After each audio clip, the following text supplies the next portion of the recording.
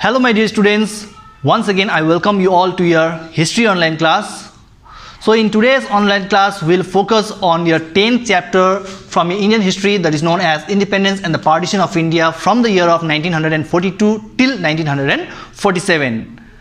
If you have seen the first part of the video, even there I have taught you about the Clement Attlee's plan and even the provisions of Mountbatten Plan of the year 1947. But in today's class, we will mainly focus on the same topic but in details regarding what were exactly the provisions and even the topic called Indian Independence Act and what were the main objectives of this particular act of 1947. So let's start the class.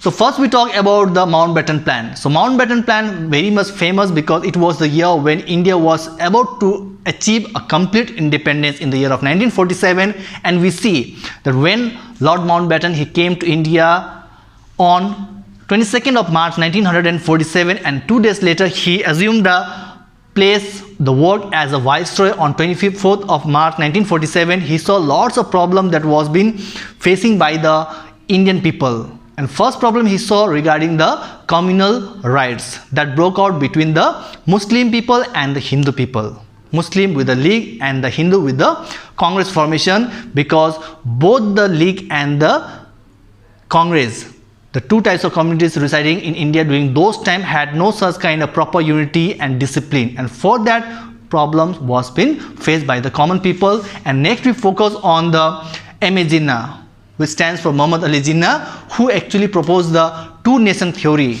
in the year of 1940 in the Lahore session, mainly depicting that in the country of India, two types of community resides known as Hindus and the Muslim. And both the communities people cannot reside in the same country in a unity manner, with having a discipline, with having a patriotism feeling, and for that a new nation should be formed for the Muslim people, and that is known as Pakistan. Next we focus on the provisions of Mountbatten Plan. So what were the main provisions of Mountbatten Plan of 1947? What kind of proposal it was been kept between both the League and the Congress leader, and how even they had to accept the proposals or the provisions that was being laid in the year of 1947 under the Mountbatten Plan.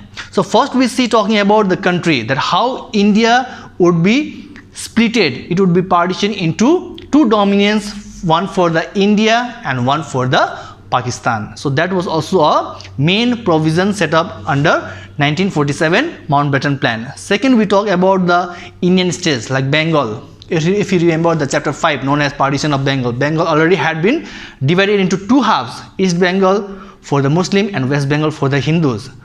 Even talking about the Punjab, East Punjab for the Hindus and West Punjab for the Muslim. So similarly, they had got the rights to go to any of the Indian states. So based on that, we talk about a Sindh, northwestern frontier province. Even they went towards the side of Pakistan, and princely state, especially talking about the Kashmir, Junagadh and Hyderabad. These were the three most important princely states who were been given a right that they have any such kind of right to go to any of the nation, either India or Pakistan. So that was also a main provision or the proposal of the Mountbatten Plan. Next we talk about the Boundary Commission.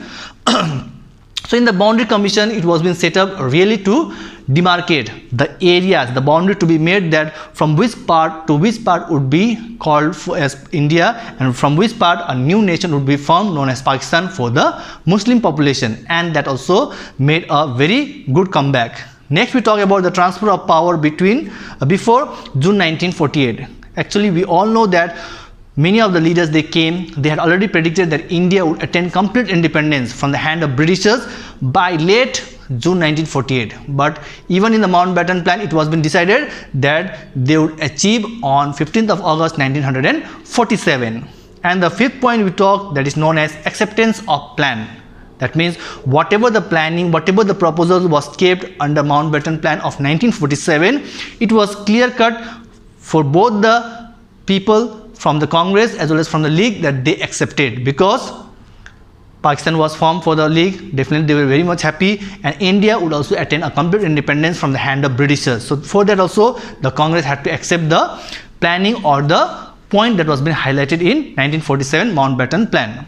Next we talk about the topic known as what were exactly the India Independence Act of 1947.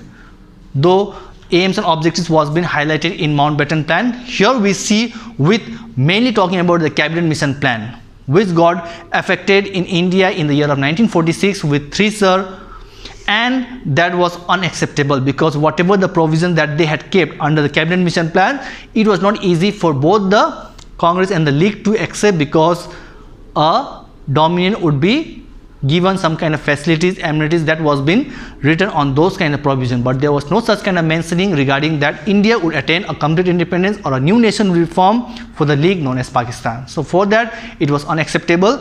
And next we talk about the transfer of power, that how the transfer of power from the Britishers would mainly go in India, and that was decided on 3rd June 1947. And the third point we talk about the British Prime Minister known as Clement Attlee, so who passed a bill that India would attain a complete independence. On the other hand, one new nation would be formed for the Muslim population or the majority known as Pakistan. So even that was been formed under Clement Attlee, the British Prime Minister. And the last topic for today's class, that is known as provisions of the Act. So what were the provisions of the 1947 Act, and what were mainly the points that was been highlighted? So here we see that the creation of two dominions, India and Pakistan, what formed. Second, talking about the Governor General for each country, for each nation or each dominion would also be separate, one for India as well as one for Pakistan. And third, we're talking about the Constituent Assembly would also set up for both the nations to flourish with proper administration, policies, schemes, laws and orders, so that it would be easy for the nation as well as for the leaders to handle the whole nation in a proper way. And the fourth and the important point, that is talking about the princely states, those places or the areas which came under the princely state, so they got independent to choose either to go to India or to go to Pakistan, and there was no such kind of threatening by the British government or by the Indian government or later on by the Pakistan to come to our nation, and that was not so said, and they had got the right to accept the new kind of plan that was been done under the provisions of India Act of 1947.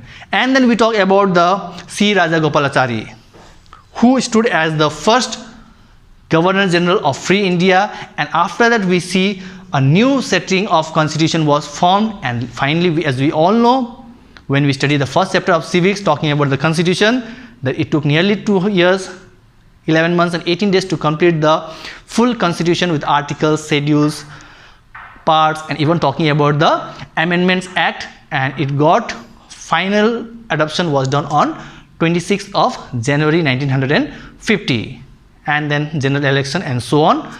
That was the overall scenario, that from 1942 till 1947 what were the steps taken in India during those time, and what was the role played by both the section of the communities, that by Hindus as well as for the Muslim. I hope you have understood of today's class and the subtopics that I taught you. Till then, stay safe. Thank you. God bless.